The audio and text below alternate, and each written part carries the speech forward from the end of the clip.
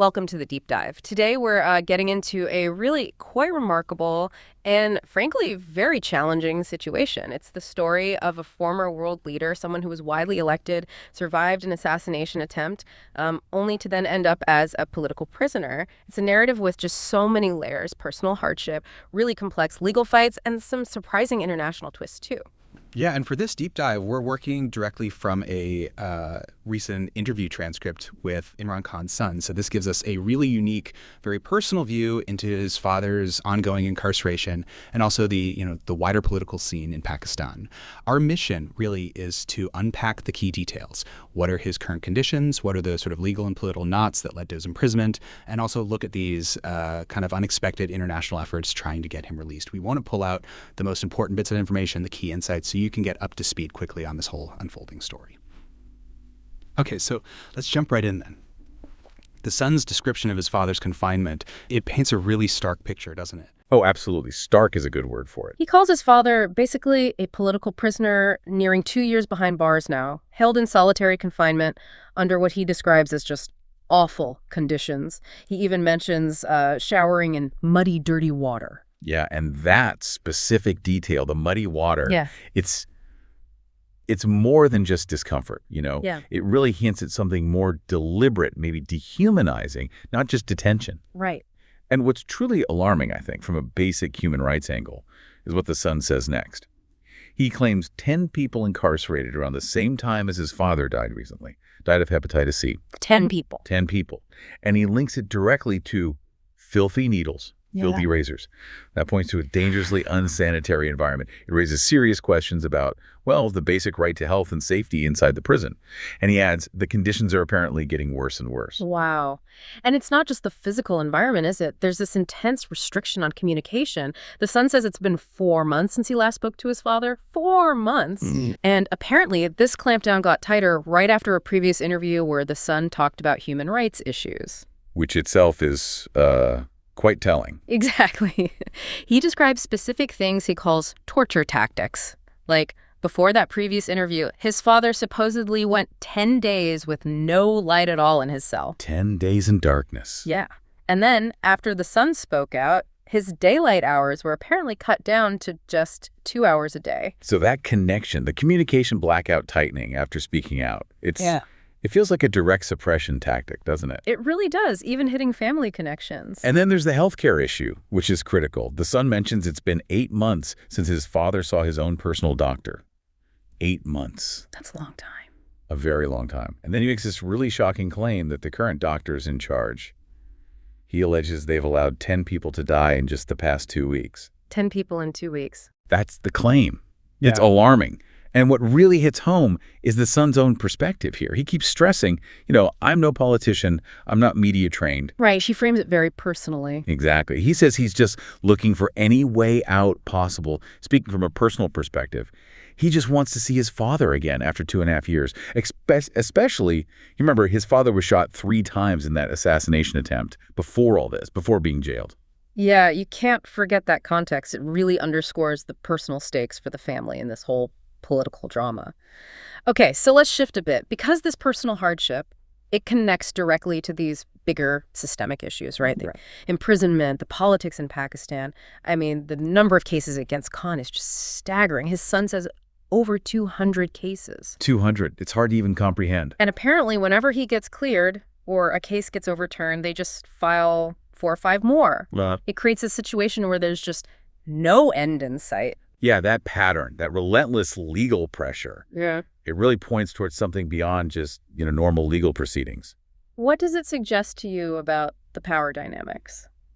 Well, it strongly suggests a concerted effort, likely political, to keep him tied up, to keep him incapacitated, really. And if you connect that to the wider picture, like his political standing. Right, because the son makes the point of saying his father was elected by the will of the people. He even won the election from a prison cell. With a 2/3 majority, according to the son, which is remarkable in itself. Absolutely. But despite that mandate, the son talks about vicious rigging. Rigging tactics, yeah.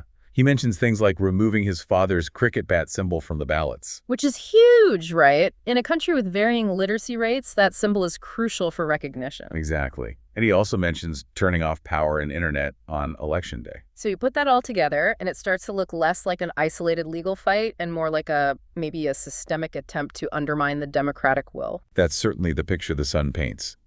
It raises questions about the process itself. Which brings us to the why. Why this intense pressure, even with clear popular support?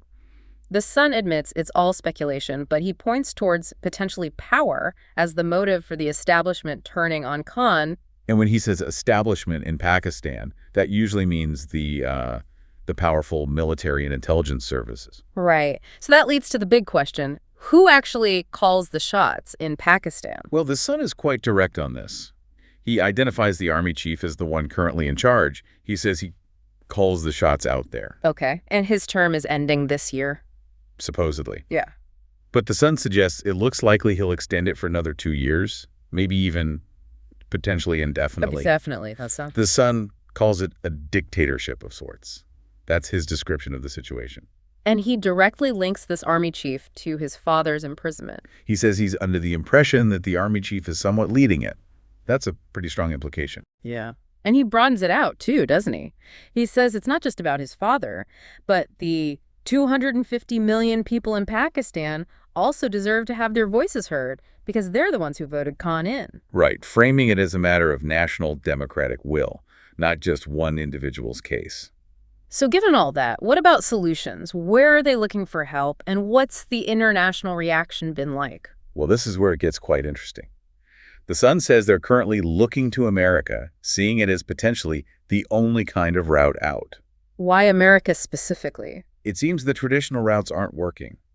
He notes that the Pakistani establishment isn't really responding to statements from the UN or Amnesty International. Even though both those bodies have called Khan's incarceration unlawful. Apparently not making much headway, no. So that perhaps explains the turn towards the U.S. Okay, and this leads to that interesting coalition of allies the Sun mentioned. Can you unpack that a bit? Yeah, it's quite a mix. He mentions Amnesty International, which, as he points out, tends to lean a little bit to the left in American politics.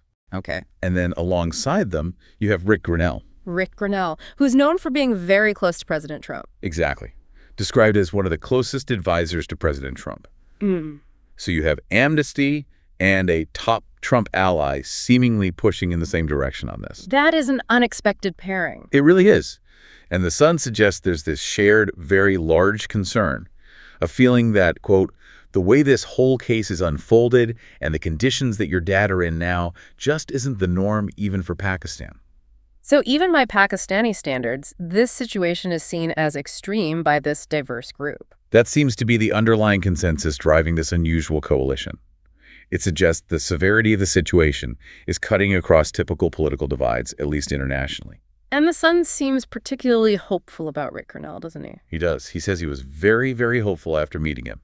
He points to Grenell's reputation as a deal maker. A deal maker. Yeah, and he specifically mentions that Grenell recently helped free prisoners in Venezuela. So there's a sense that maybe Grenell has the connections and the skills to potentially navigate this situation. So it's a kind of pragmatic hope, maybe, focused on someone perceived as effective in these complex situations? Precisely. It's a fascinating example of how really dire human rights situations can sometimes create these very unexpected alliances when the usual channels seem blocked. Okay, so let's recap this deep dive then. We've looked at the really harsh conditions Imran Khan is facing in prison. According to his son, everything from, muddy water and communication blackouts to alleged torture tactics and a worrying lack of proper medical care.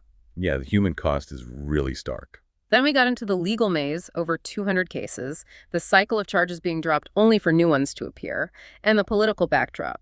Khan winning an election from jail, but his son seeing the army chief as the real power, even calling it a dictatorship of sorts. Right, a real tangle of legal and political forces at play. And finally, these surprising international efforts. Looking to America and this unusual coalition involving groups like Amnesty International and figures like Rick Grenell, all pushing for his release. That coalition itself is quite a story. Absolutely. This deep dive, it really highlights the power, maybe the struggle of individual advocacy when you're up against state power, against institutions. Mm. And it makes you think about the role of international pressure when domestic systems seem unresponsive, doesn't it? Definitely. And maybe a final thought for you, the listener, to consider: what are the longer term implications here? Yeah. What does it mean for democracy, for human rights, when a leader who is clearly elected by the people ends up in a situation like this? It's something to really mull over.